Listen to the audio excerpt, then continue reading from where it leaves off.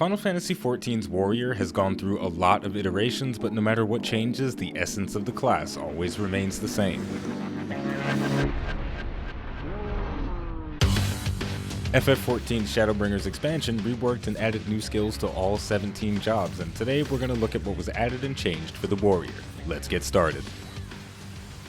First up, all melee DPS and tanks received some additions to their area damage potential. For the Warrior, the weapon skill Mithril Tempest was added. Mithril Tempest is the combo extension for Overpower, and it has the combo bonus of extending Storm Eye's duration by 10 seconds to a maximum of 30 seconds. Storm's Eye is a damage buff granted by the level 50 weapon skill, Storm's Eye. At level 74, you unlock the trait Mastering the Beast, which grants 20 beast gauge when comboing Mithril Tempest.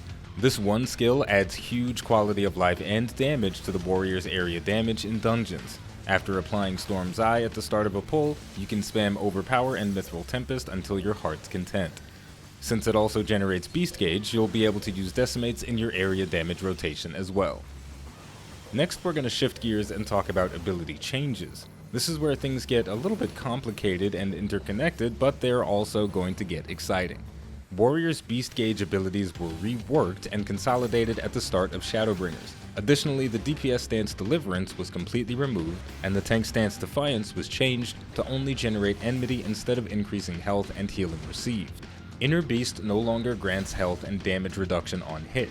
Instead, it's a simple damage ability that turns into Fell Cleave at level 54 when you obtain the Inner Beast Mastery trait. The same is true for Steel Cyclone and Decimate at level 60 because of the Steel Cyclone Mastery trait. Disconnecting Warrior's beast gauge abilities from their defense feels weird as someone who's been smashing enemies with my axe since A Realm Reborn, but Warrior still has phenomenal damage reduction capabilities, they've just been shifted around. Raw Intuition was reworked from giving a 100% parry increase from frontal attacks to reducing damage taken by 20% for 5 seconds on a 25-second cooldown. Raw Intuition shares a cooldown with Nascent Flash, which we'll talk about soon.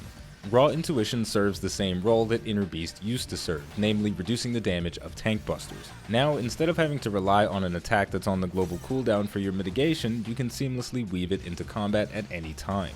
This is one of my favorite changes to the Warrior as it makes the class feel a bit more fluid. There's now a clear divide between offense and defense. The beast gauge is for damage while your cooldowns are generally defense based, but there's also choice in how you can defend yourself. The next addition is Nascent Flash, the ability that shares a cooldown with Raw Intuition. Nascent Flash grants a buff to you and a target party member. When activated, you absorb a portion of all damage dealt as HP. The target you cast Nascent Flash on restores HP equal to 50% of what you recover, and their damage taken is reduced by 10% for 6 seconds. This ability is incredibly strong as a main tank or an off tank, as it allows you to choose between a brief window of mitigation via Raw Intuition or a brief window of health sustain.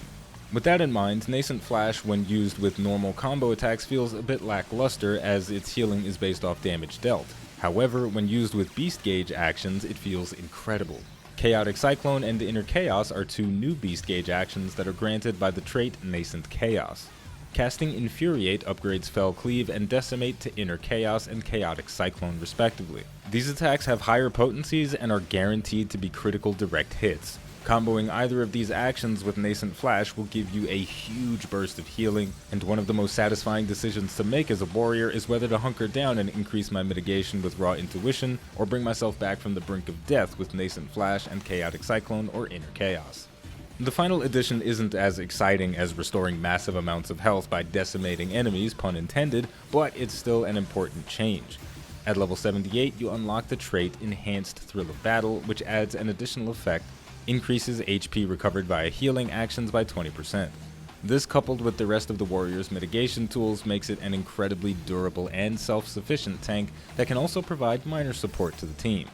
For me, this is the best the Warrior has ever felt, and I'm excited to see how I can maximize all its skills in dungeons, trials, and raids throughout the Shadowbringers expansion. And there we go, those are the changes and additions that were made to the Warrior, and if you can't already tell, I'm very happy with them. The class has maintained its identity, but it's grown, and in some ways it's achieving its identity more than it ever has before. It is insanely satisfying to unleash the beast with Nascent Chaos and Inner Chaos. These abilities look amazing, and they do so much damage. It is truly glorious. Also, the warrior's self-sustaining capabilities feel fantastic. Thrill of Battle, Equilibrium, Nascent Flash all allow me to feel as if I don't need to be babysat at all times by the healer, but if things are getting really crazy, I can help them stabilize the fight with my own output of healing. So it's really nice, and again, I'm looking forward to experimenting with it in all of Shadowbringers content. One more thing before we close out, I'd like to give a shout out to my patrons, Joseph, Avi, and Tobias. You guys are awesome, and I really do appreciate the extra support. With all of that said, we're going to wrap things up here by saying the name of the game is Final Fantasy XIV Shadowbringers. The name of the channel is iBluairJgR. If you enjoyed this video and you'd like to support the channel more than you already do just by watching, liking, subscribing, and commenting, you can head over to patreon.com/iBluairJgR to become a patron. Thank you for watching, stay tuned for more Shadowbringers content, and I'll see you next time.